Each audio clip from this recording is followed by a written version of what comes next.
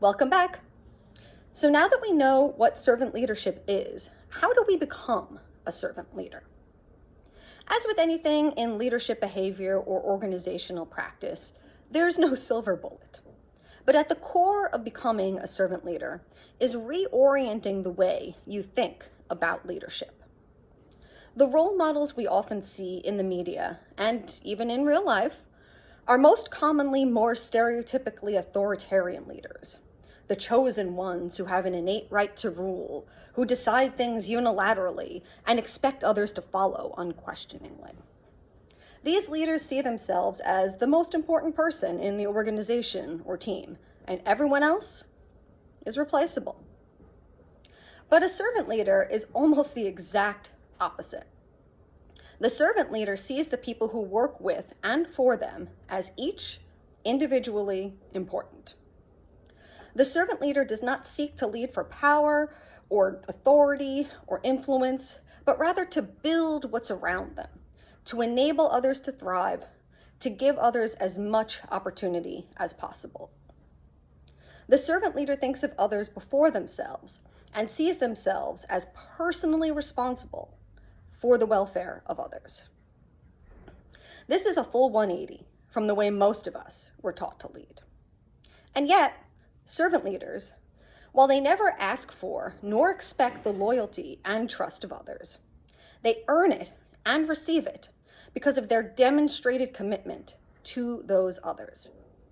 Servant leaders don't need to threaten their people to get them to follow them. They don't need to micromanage or surveil them to ensure that they get their work done. They inspire others to be committed, passionate, hardworking members of the team just by how they act as leaders. There are many specific behaviors that you can engage in to act as a servant leader.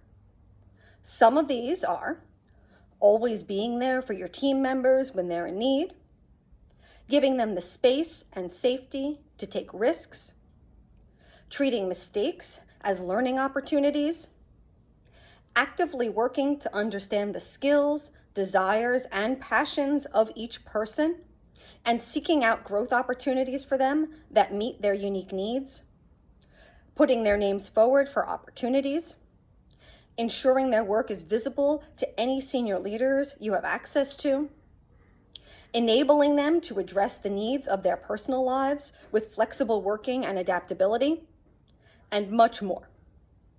But all of that will fall flat if you haven't first done the internal work to change your own mindset so that you view leadership as the chance to help others first. That's why, whatever leadership model you choose to adopt, one of the most critical things to remember is that being a strong leader is both about who you are on the inside, what values you hold as primary, and what you do externally, the visible actions you take.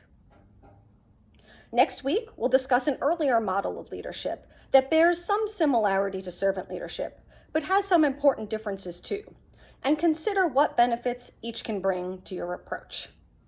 See you then.